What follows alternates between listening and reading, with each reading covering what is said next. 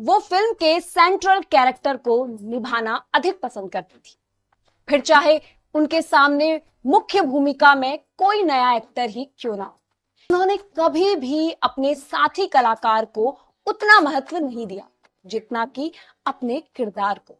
विवादों से भरपूर रहा, जिसका अस्तित्व साक्षी बना रहा खूबसूरती और अदाकारी का, जिसके अभिनय कौशल की चर्चा आज भी होती रहती है, जिन्होंने हमेशा स्त्री को त्याग, तपस्या, समर्पण और बलिदान की मूर्ति के रूप में प्रस्तुत किया। और ऐसे किरदार को निभाने में मीना कुमारी का कभी कोई जवाब नहीं रहा। थमी है इन आंखों में नमी की तरह, चमक उठे हैं अंधेरे भी रोशनी की तरह। आगाज तो होता है, अंजाम नहीं होता, जब मेरी कहानी में वो नाम नहीं होता। दिल की अधूरी हसरतों को उजागर करते ये शब्द बॉलीवुड की एक ऐसी अभिनेत्री की कलम से निकले जिसका जीवन विवादों से भरपूर रहा, जिसका अस्तित्व साक्षी बना रहा खूबसूरती और अदाकारी का, जिसके अभिनय कौशल की चर्चा आज भी होती रहती है, जिसने 7 साल की उम्र से ही हिंदी सिनेमा में अपना जौहर दिखाना शुरू कर दिया था और लगभग 30 सालों में 90 से अधिक फिल्मों में काम किया। इनमें से ज्यादातर फिल्में उनके शानदार अभिनय के लिए सराही गई, क्योंकि अपनी फिल्मों में उन्होंने भारतीय नारी के विभिन्न स्वरूपों का इंडियन स्क्रीन पर इतनी खूबसूरती से प्रस्तुत किया कि उन्हीं फिल्मों की बदौलत उन्हें ट्रेजेडी क्वीन कहा जाने लगा। लेकिन पर्दे पर उन्हें आज भी मीना कुमारी के नाम से याद किया जाता है।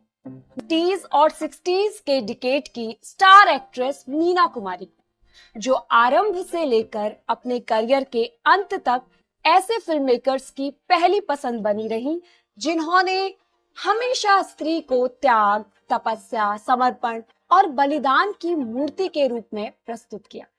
और ऐसे किरदार को निभाने में मीना कुमारी का कभी कोई जवाब नहीं रहा, फिर वो चाहे बैजू बावरा की गौरी हो या परिणीता की ललिता, जिनके लिए मीना कुमारी को back to back Filmfare best actress award की ट्रॉफी से सम्मानित किया गया, या फिर 2 बीघा जमीन की ठकुराइन, जो भारत की पहली ऐसी फिल्म थी जिसे कांस फिल्म फेस्टिवल 1954 में पुरस्कृत किया गया था।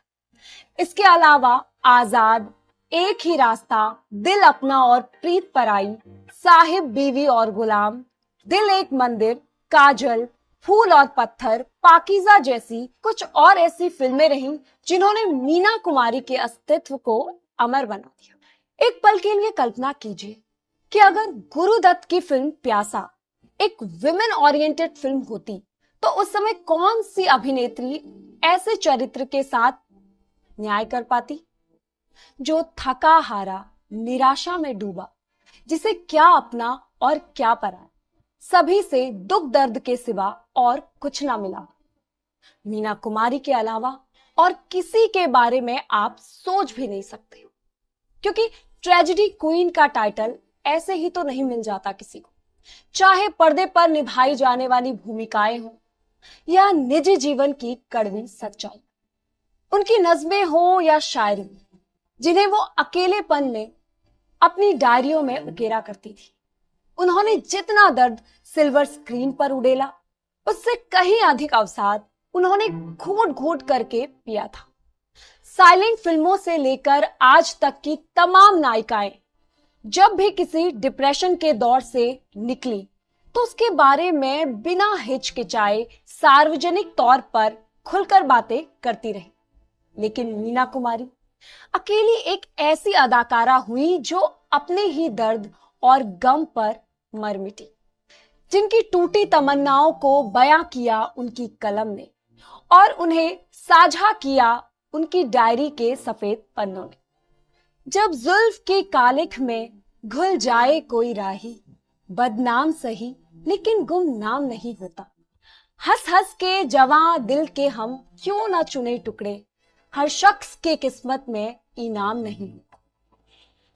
हिंदी सिनेमा के स्क्रीन पर बहुत सारी फिल्मों में मीना कुमारी ने भारतीय नारी के ऐसे चरित्र को उभारने का प्रयास किया है जिनमें उसकी मानसिक घुटन और उसकी अंतर्व्यथा को चित्रित किया गया है। इसलिए उन्हें ट्रेजेडी क्वीन का नाम देकर उनकी प्रतिभा को सीमित नहीं किया जा सकता, क्योंकि ट्रेजेडी के अलावा भी उनके अभिनय शैली में कई दूसरे शेड्स भी मौजूद हैं, जैसे कि परिणीता की बंगाली अल्हड़ नवयुवावना, बैजू बावरा की चंचल प्रेमिका, वहीं साहिब बीवी और गुलाम की सामंती, अत्याचार झेलने वाली बहू, और पाकिजा की साहिब जान।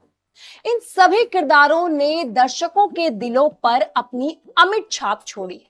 हिंदी सिनेमा में अक्सर ऐसा होता आया है कि बड़े बड़े और वेल एस्टेब्लिश्ड स्टार्स के साथ काम करने के चक्कर में हीरोइंस अपने स्वयं की भूमिका को उतनी अहमियत नहीं देती, लेकिन मीना कुमारी इस मामले में हमेशा चौकन्नी रही।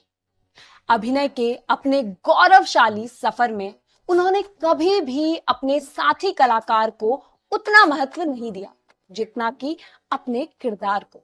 वो फिल्म के सेंट्रल कैरेक्टर को निभाना अधिक पसंद करती थी, फिर चाहे उनके सामने मुख्य भूमिका में कोई नया एक्टर ही क्यों ना हो।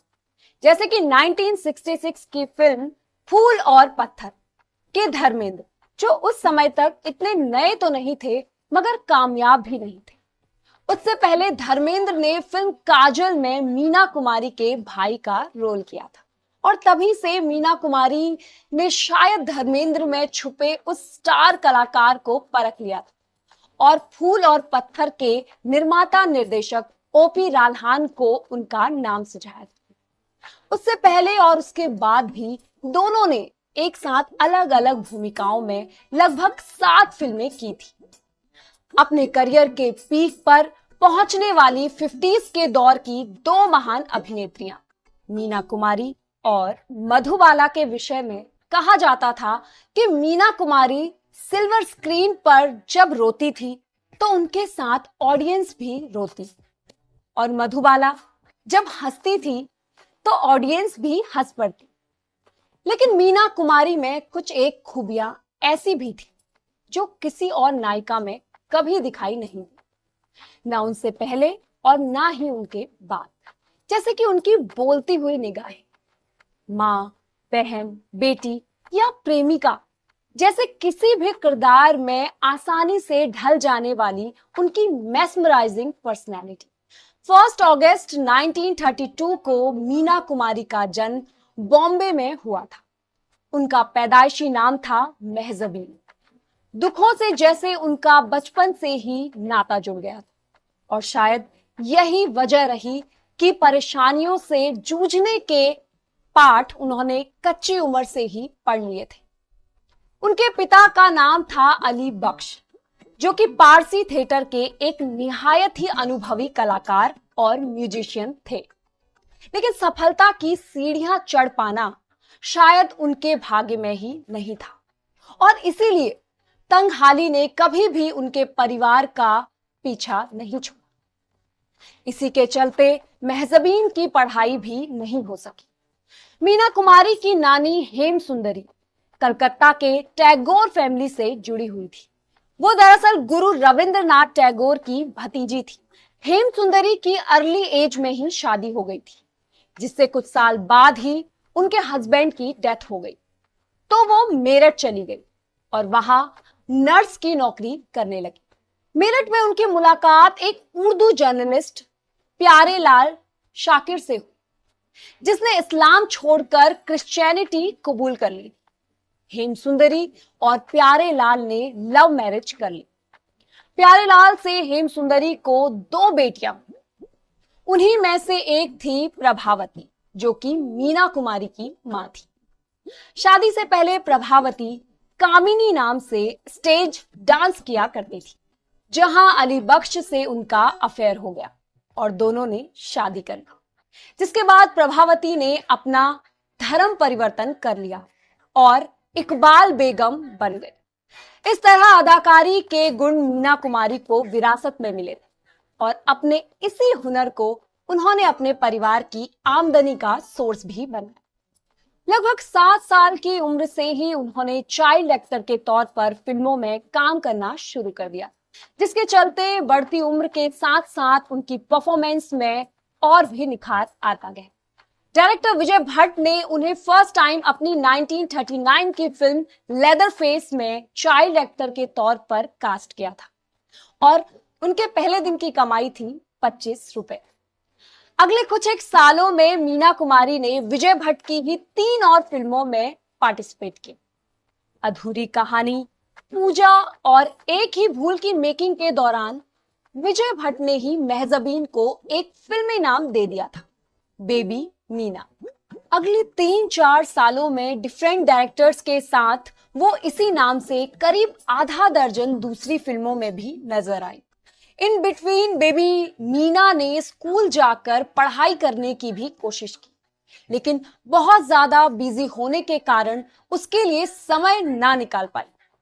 फिर भी अपने पढ़ने की ललक को उन्होंने बनाए रखा और प्राइवेट ट्यूशंस के जरिए काम के साथ साथ पढ़ाई भी करती रही। इस तरह जल्दी ही उन्होंने उर्दू, हिंदी, इंग्लिश जैसी भाषाओं पर अपनी मजबूत पकड़ बना ली। ये उनका पैशन ही था कि शूटिंग करते समय अपने सेट पर भी वो पढ़ती रहती थी, जिसके लिए लोग उन्हें रीडिंग मेहजबीन भी कहने लगे थे।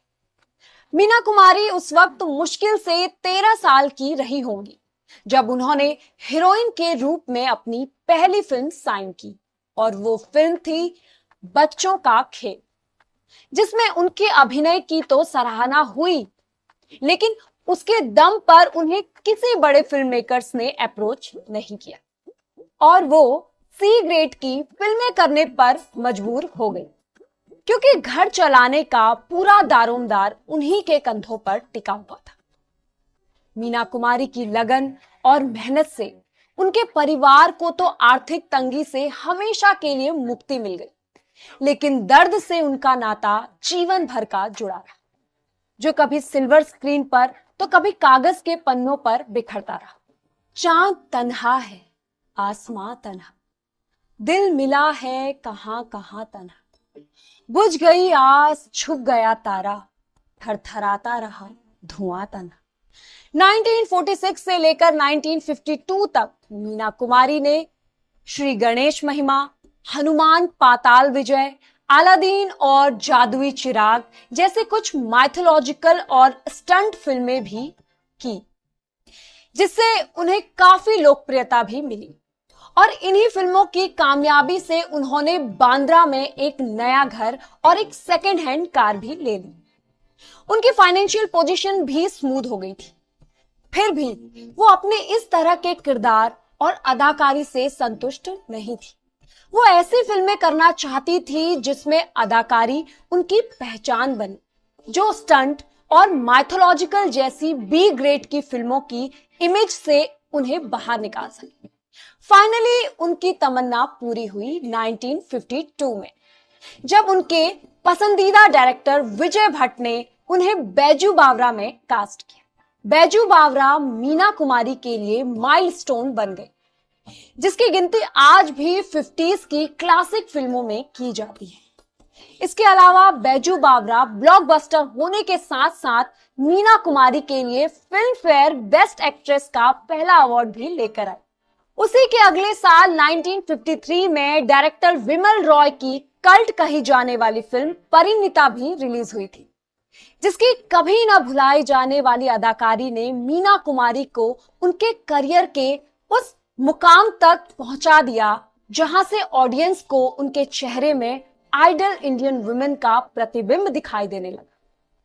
परिणीता के लिए भी मीना कुमारी को लगातार दूसरी बार Filmfare best actress award से सम्मानित किया गया। मीना कुमारी की इसी लोकप्रियता से प्रभावित होकर प्रोड्यूसर डायरेक्टर विमल रॉय अपनी नेक्स्ट फिल्म देवदास में भी उन्हें दिलीप कुमार के सामने पारो की भूमिका के लिए कास्ट करना चाहते थे, लेकिन किन्हीं कारणों से इस जोड़ी को पर्दे पर उतारना उनके लिए संभव नहीं हो सका और भारतीय सिनेमा का दर्शक मीना कुमारी की उस अद्भुत अदाकारी का साक्षी बनने से वंचित रह गया। अपने एंटायर करियर में मीना कुमारी ने लगभग 90 फिल्मों में लीड रोल के तौर पर काम किया, जिनमें से बैजू बावरा और परिणीता के साथ साथ आजाद, सहारा, चिराग कहां, रोशनी कहां, साहिब बीवी और गुलाम, मैं चुप रहूंगी, आरती, दिल एक मंदिर, काजल, फूल और पत्थर, पाकीज़ा कुछ ऐसी फिल्में रही जिनमें मीना कुमारी की यादगार परफॉर्मेंस को देखते हुए film fair best actress award के लिए उन्हें नॉमिनेट भी किया गया था, जबकि साहिब बीवी और गुलाम तथा काजल का अवार्ड उन्होंने पहले ही जीता था। इसके अलावा उस दौर का एक भी ऐसा बड़ा स्टार नहीं रहा जिसके साथ मीना कुमारी ने काम ना किया। भारत भूषण, अशोक कुमार, दिलीप कुमार, राजकुमार, प्रदीप कुमार, राजेंद्र कुमार, राज कपूर, गुरुदत्त, देवानंद, सुनील दत्त, बलराज साहनी, धर्मेंद्र, विनोद खन्ना और शत्रुघ्न सिन्हा ने भी फिल्म में मीना कुमारी के साथ स्क्रीन शेयर किया है और उनकी अदाकारी का लोहा भी माना है। इतनी कम उम्र में ऐसी कामयाबी शायद ही किसी अभिनेत्री के हिस्से में कभी आई हो। फिर भी क्या वजह रही कि न केवल रियल लाइफ में बल्कि रियल लाइफ में भी ट्रेजेडी क्वीन के नजरिए से देखा गया। क्यों उनकी कलम जिंदगी भर उनके दर्द के अफसाने लिखती रही। यूं तेरी रह गुजर से दीवाना वार गुजरे, कांधे पे अपने रख कर अपना मजार गुजरे, बैठे हैं रास्ते में दिल का खंडहर सजा के, शायद इस तरफ से एक दिन बाहर गुजरे। बहारें तो गुजरी थी मीना कुमारी की गलियों से भी, पर ज्यादा देर तक टिक ना सकी। जैसे भरे सावन में पतझड़ आ गया। उनके सौंदर्य को लेकर कभी उन्हें उस तरह का रिकॉग्नाइज नहीं किया गया जैसे कि मधुबाला को Venus of the Indian screen कहा गया और नरगिस को first lady of Indian screen से संबोधित किया गया। मीना कुमारी की एक्टिंग एबिलिटी के कारण उन्हें ट्रेजेडी क्वीन का टाइटल दिया गया और उसी ट्रेजेडी को उन्होंने जैसे अपना ओढ़ना और बिछोना बना लिया था। उनकी लाइफस्टाइल को देखकर ऐसा भ्रम होने लगता था जैसे रियल लाइफ में भी वो अपनी फिल्मी किरदार ही निभा रही। 1949 में कमाल अमरोही पहली बार मीना कुमारी के जीवन में बाहर बनकर आए थे। उसी साल डायरेक्टर के तौर पर उनकी पहली फिल्म महल ब्लॉकबस्टर हो चुकी और इमीडिएटली नेक्स्ट फिल्म प्लान कर रहे थे अनारकली, जिसके टाइटल रोल के लिए वो मीना कुमारी को ही कास्ट करना चाह रहे थे और मीना कुमारी भी उनके साथ काम करने के लिए बेताब थी। अनारकली को लेकर ही दोनों के मिलने जुलने का सिलसिला शुरू हो गया था, लेकिन इसी दौरान पुणे से बॉम्बे आते समय मीना कुमारी का कार एक्सीडेंट हो गया और उन्हें पूना के ही एक हॉस्पिटल में एडमिट करा दिया गया था। कमाल अमरोही जब उनकी कुशलता का समाचार जानने उस अस्पताल में पहुंचे तो मीना की छोटी बहन ने उन्हें बताया कि आप जूस नहीं पी रही। इस पर कमाल अमरोही ने खुद जूस से भरा गिलास लेकर मीना के पास गए और पूरे अधिकार के साथ एक हाथ से उनका सर उठाकर दूसरे हाथ से जूस का गिलास उनके होठों से लगा दिया और मीना ने एक ही सांस में पूरा गिलास खाली कर दिया। इस तरह मौसम्बी के जूस से शुरू हुआ कमाल अमरोही और मीना कुमारी का प्यार उनके निकाह तक जा पहुंचा। ये जानते हुए भी कमाल अमरोही पहले से ही शादीशुदा है। शादी के बाद कमाल अमरोही ने मीना कुमारी के फिल्मी करियर पर पाबंदी तो नहीं लगाई, लेकिन उन्हें कुछ शर्तों के साथ बांधने की कोशिश जरूर की और वो शर्तें थी कि मीना को शाम 6:30 बजे तक घर लौटना होगा। उनके मेकअप रूम में मेकअप मैन के अलावा कोई दूसरा मर्द नहीं बैठेगा और मीना कुमारी सिर्फ अपनी ही कार में सफर करेगी। लेकिन मीना कुमारी ने जिस दिन इन शर्तों पर अपने हस्ताक्षर किए उसी दिन से उन्हें तोड़ना भी शुरू कर दिया। वो राज कपूर के साथ एक फिल्म कर रही थी शारदा। उसी की शूटिंग के दिनों में एक दिन राज कपूर ने मीना को एक पार्टी में इनवाइट किया जिसके लिए हां कहकर उन्होंने कमाल को फोन लगाया और बता दिया कि शूटिंग एक्सटेंड हो जाने के कारण वो देर से घर लौटेंगे। लेकिन अगले दिन जब कमाल को उनके इस झूठ का पता चल गया, कमाल ने उनसे झूठ बोलने की वजह जाननी चाहिए। उन्होंने कह दिया कि वो उन्हें डिस्टर्ब नहीं करना चाहती थी। इस दौरान कुछ और ऐसी घटनाएं हुई जिसने दोनों के बीच की दूरी बढ़ा दी, जिसका एग्जाम्पल सोहराब मोदी की एक फिल्म के प्रीमियर पर देखने को मिला, जिसमें महाराष्ट्र गवर्नमेंट के गवर्नर को भी आमंत्रित किया गया था। सोहराब मोदी ने मीना कुमारी और कमाल अमरोही को गवर्नर साहब से मिलाते हुए कहा कि ये मशहूर अभिनेत्री मीना कुमारी है और उनके पति कमाल अमरोही। इससे पहले कि दोनों एक दूसरे को नमस्ते करते, कमाल अमरोही ने तुरंत कहा कि नहीं, मैं कमाल अमरोही हूं और ये मेरी पत्नी है मशहूर अदाकारा मीना कुमारी। इतना कहकर कमाल अमरोही सिनेमा हॉल से बाहर चले और मीना कुमारी को अकेले बैठकर वो फिल्म देखनी पड़ी। लेकिन इसके बाद उन्होंने तय कर लिया था कि अब वो लौटकर कभी भी कमाल अमरोही के घर नहीं जाए। उसी रात मीना कुमारी महमूद के घर चली गई और खुद को एक कमरे में बंद कर लिया। अगले दिन जब कमाल अमरोही उन्हें मनाने आए और दरवाजा पीट पीट कर थक गए, लेकिन मीना कुमारी ने दरवाजा नहीं खोला। आखिर में कमाल ये कहकर वहां से चले गए कि मैं अब जा रहा हूं और कभी लौटकर नहीं आऊंगा। तुम्हें मनाने के लिए मैं जितनी कोशिश कर सकता था किया, मगर तुम नहीं माने। पर इसका मतलब ये नहीं है कि तुम्हारा मुझ पर कोई हक नहीं। हमारे घर के दरवाजे तुम्हारे लिए खुले हैं और हमेशा खुले रहेंगे। जब भी दिल करे आ जा। इस घटना के बाद वो दोबारा कभी एक छत के नीचे नहीं रहे। वैसे दोनों का ऑफिशियल डाइवोर्स भी कभी नहीं हुआ, लेकिन उनके संबंधों की दरार मरते दम तक बनी रही। इसके बावजूद मीना कुमारी ने एक अभिनेत्री के तौर पर कमाल अमरोही के साथ फिल्मों में काम करने से कभी परहेज नहीं किया था। और कमाल भी जिस फिल्म के सिलसिले में पहली बार मीना कुमारी से मिले, वो तो कभी शुरू भी नहीं हो सकी।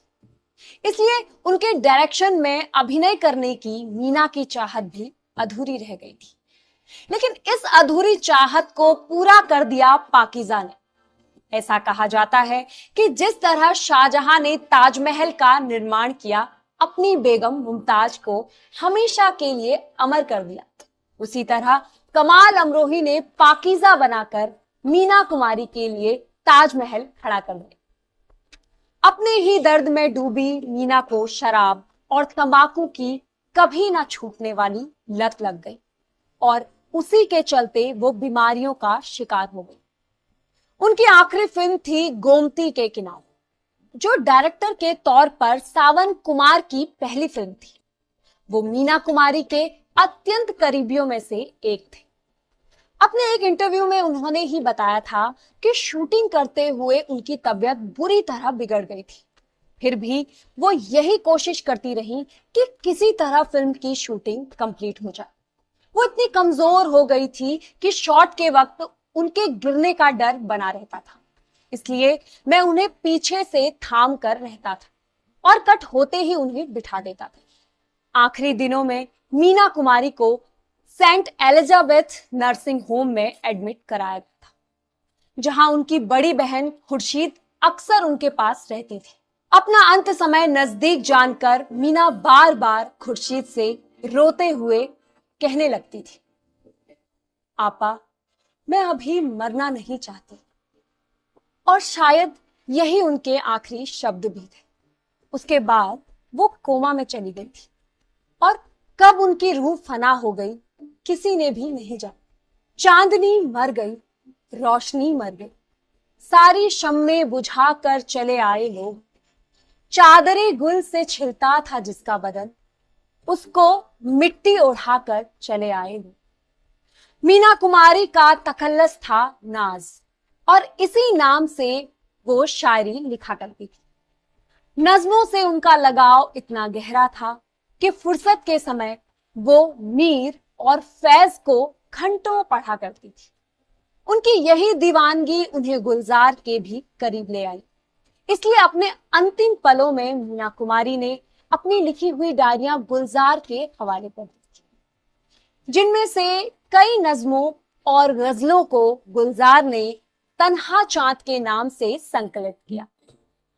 उसे मीना कुमारी की शायरी नाम से एक किताब की शक्ल में पब्लिश भी किया। जिंदगी क्या इसी को कहते हैं, जिस्म तन्हा है और जान तन्हा, हम सफर कोई गर मिले भी कभी, दोनों चलते रहे कहां तन्हा।